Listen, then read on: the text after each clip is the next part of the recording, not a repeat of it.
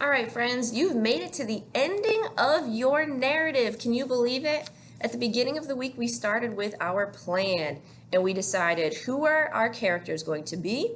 We know that everybody's setting is going to be the park.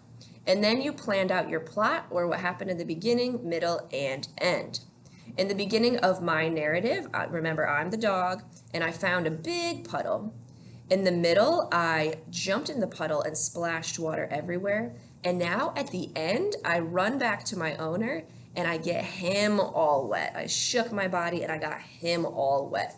So our job today is to write sentences that match the ending. Let's go back to the beginning and just read what we've written so far to make sure it sounds right and makes sense. First, I found a big puddle at the park. That's my beginning. Here's my middle. Next, I jumped in the puddle. Water splashed everywhere.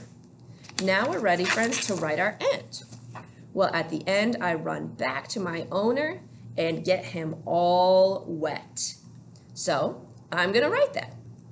Notice how we have another temporal word, or a word that tells us the order in which something happened. We have the word last. You can use the word last. I'm going to rewrite it just to make sure that my reader doesn't miss it. And I put a comma after a temporal word. You don't have to use last though. You can use at the end, finally. There are different words you can use, but you need a temporal word to tell us the order in which things are happening. So I want to say last, I ran to my owner and got him wet. Last, I'm drawing my lines to help me remember what I want to write. 2-finger space, ran, notice how I'm running. 2-finger space, 2, I ran out of room, so I'm coming to my next line. My, 2-finger space, owner, 2-finger space, and 2-finger space, got, next line, him, 2-finger space, wet, period. Now I'm going to go back in and write the words. Last, I ran. Help me spell ran, friends. That's a 1-syllable word. Ran. So I can just stretch it. Ran. What's giving me the r sound? R.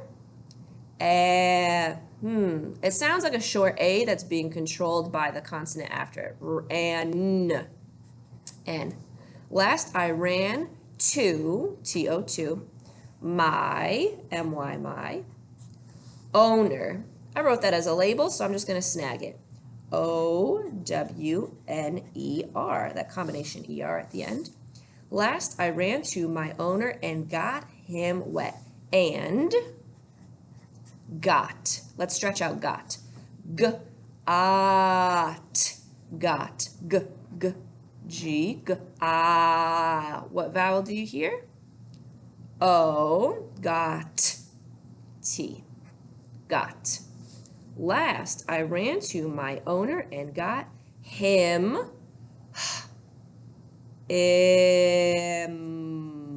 Him. And my last word, wet. Wet.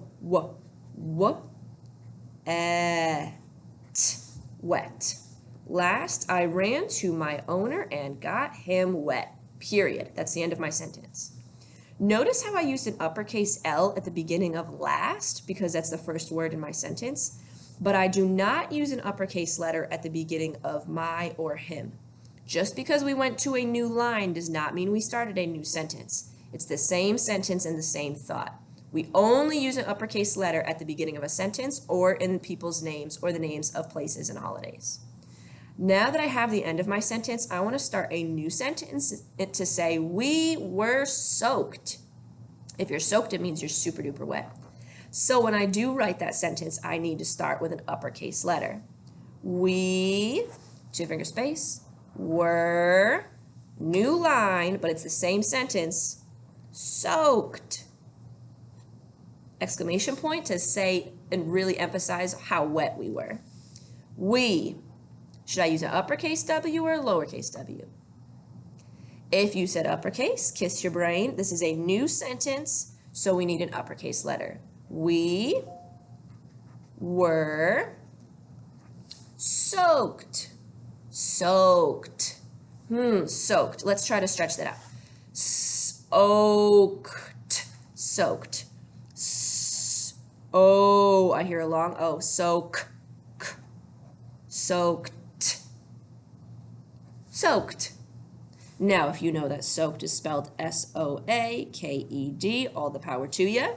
If not, and you get to an unknown word, friends, you know to just stretch out the sounds you hear and write those down.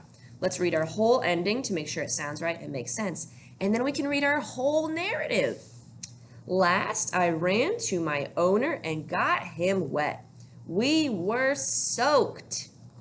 Nice. Let's go back to the beginning of our narrative and tell the whole thing out loud. Here we go.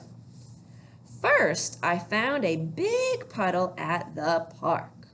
Here I am. Here's that big old puddle. Here's my middle. Next, I jumped in the puddle. Water splashed everywhere. Here I am in that puddle, and the water is going all over the place.